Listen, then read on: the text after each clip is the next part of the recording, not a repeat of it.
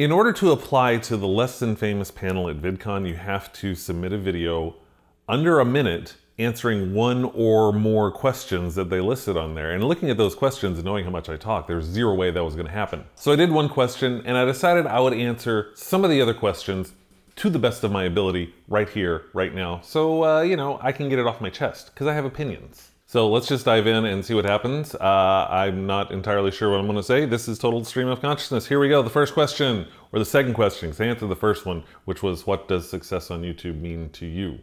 Which was my last video. You can watch it.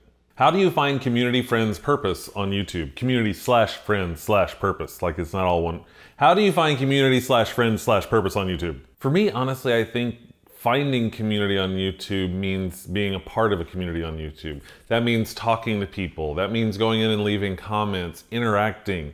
We've worked really hard to kind of try and foster that community, whether it's on YouTube or even the other platforms like the Twitch or the Discord that we have. The Twitch. Are you on the internets and the interwebs? Are you doing the thing? It's really hard a lot of times when you spend all of your time just trying to make content to find the time to really interact with people and talk to people. At the same time, that really is super important to foster the community that you want. I've said it a million times, you get the community you expect and you can't set your expectations if you don't actually spend time interacting with people.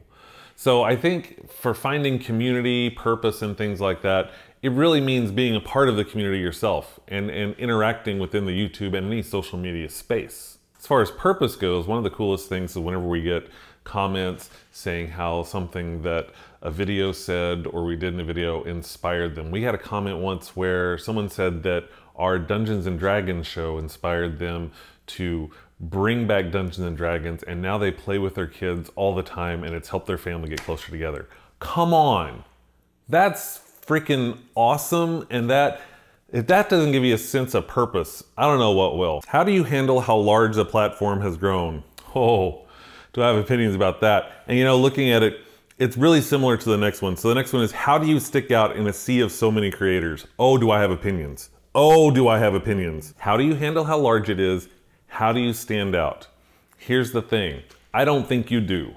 The way YouTube is set up right now, it rewards certain types of creators and certain types of content. If you want to stand out in these sea of creators, you have to make content that the algorithm rewards. And right now, in all honesty, a lot of the rewards are going to people making content that I'm not that jazzed about. I don't want to do prank videos. I don't want to do crazy, stupid things that will either embarrass other people, which is usually the way it turns out, or embarrass myself. That's just not really what I want to do. That's not what I find interesting or what I want to watch. So why would I make that content? Now, having said that, if I don't make that, how am I going to stand out in a sea? I don't think you do. You know, I can't actually say that. There are ways that you can stand out. Of course, if you make really great content that people really latch onto, cool, you'll stand out.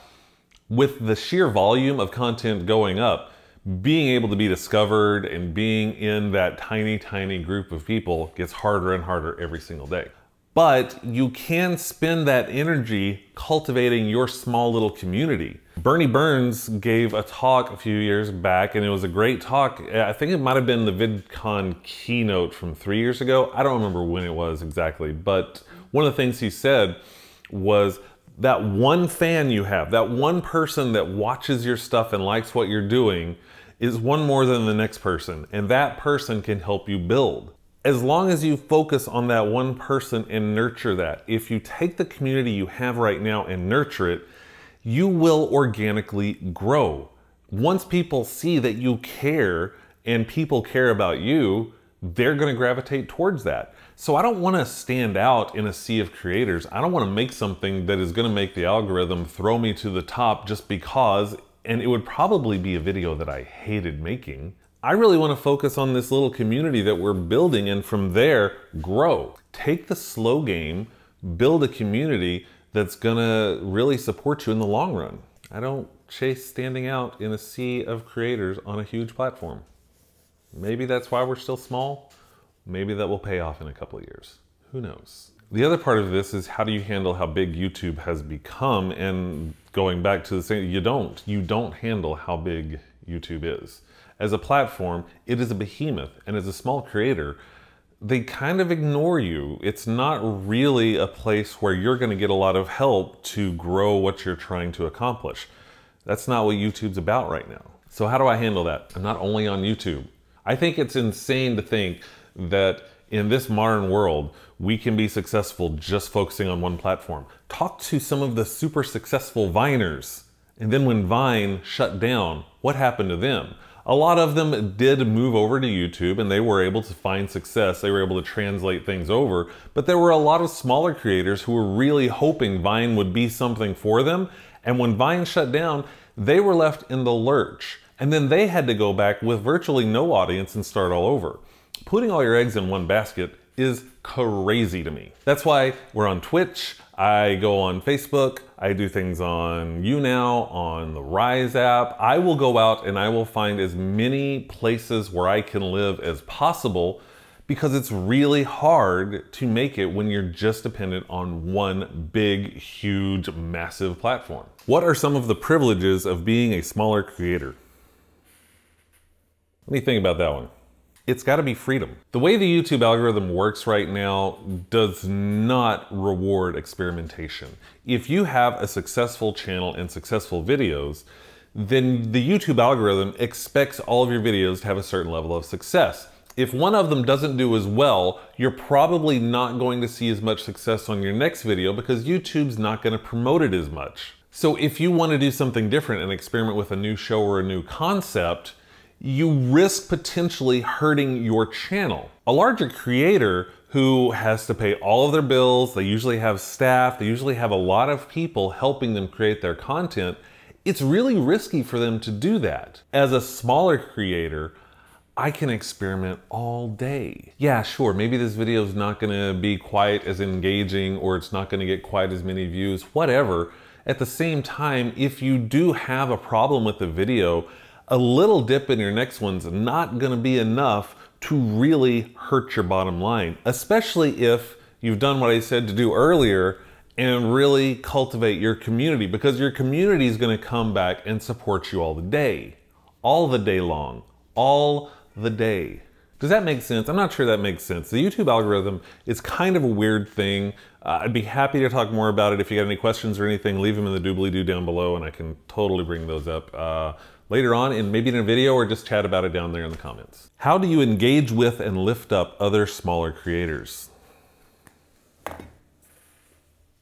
Y'all, I think I just got called out by that question because I do not do enough of that.